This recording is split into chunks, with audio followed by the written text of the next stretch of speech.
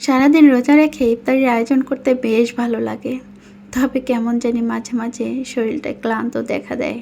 So everyone, আসসালামু আলাইকুম। কেমন আছেন? আশা করি সবাই ভালো আছেন। আল্লাহর রহমতে আমিও ভালো আছি আপনাদের দোয়ায়।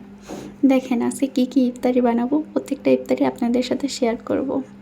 আর বাড়িতে ইফতারি বানালে মনের ভিতরে একটা অজানা ভালো লাগা কাজ করে। শরীরে হাজার ক্লান্ত থাকুক, তারপরেও বাসার সবার জন্য ইফতারি বানাবো, মনের ভিতরে কেমন জানি অজানা এক ভালো লাগা চলে আসে।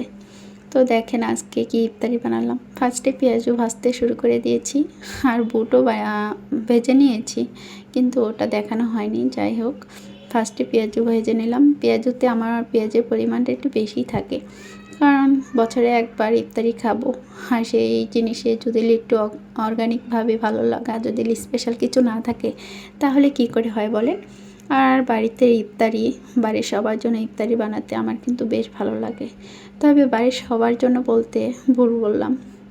আমার বাড়িতে, আমার বাসায় শুধু তো আমার হাজব্যান্ড আর আমার দুটো ছেলে, আর তো কেউ নেই রে ভাই। আছে, সবাই আছে, বাট আমার হাতের খাবার তাদের তকদিরে নেই, তাদের নসিবে নেই আমার হাতে তাদের সেবা নেওয়া, আমার কাছ থেকে তাদের ইফতারি বানিয়ে খাওয়া। আসলে সবার কপালে সবটা থাকে না। যাই হোক, যার যার জীবন, যার যার লাইফ, যার যার সংসার শেষে করুক। সবাই সবার মতন ভালো থাকার অধিকার আছে, সবাই সবার মতন ভালো থাকুক। আমিও আমার মতন ভালো আছি, আমি আমার হাজব্যান্ড অনেক ভালো আছি, অনেক ভালো থাকার চেষ্টা করি। তবে একটা কথা কি জানেন, আমার জীবনে এমন এমন রমজান গেছে যে সারাদিন এরকম ইফতারি বানিয়েও ইফতারি করতে যেয়ে ইফতারি পাইনি। তবে সেই দিনের কথা আর মনে করতে খারাপ লাগে, তবে মনে হয়ে যায়। এই রমজান মাস আসলে সেই কথাটা আমার খুব মনে পড়ে, যে সারাদিন ইফতারি বানালাম বুল ভরে, ইফতারি করতে গিয়ে দেখি বুল ফাঁকা, এক গ্লাস শরবতও জুটেনি। তবে আলহামদুলিল্লাহ, এখন হাজব্যান্ডের টাকা আছে বলে দেখেন আমার বুল ভরা না।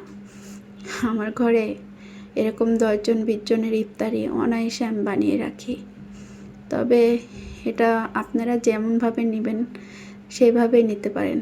আপনারা যদি মনে করেন যে এটা ফুটানি, আর আপনারা যদি মনে করেন যে এটা স্বাভাবিক, তাহলে স্বাভাবিক। আমি কাউকে কখনো ফুটানি দেখাই না। আমার হাজব্যান্ডের যেটুকু আছে আলহামদুলিল্লাহ, আমি আমার 2 সন্তান খেতে পারলে যথেষ্ট।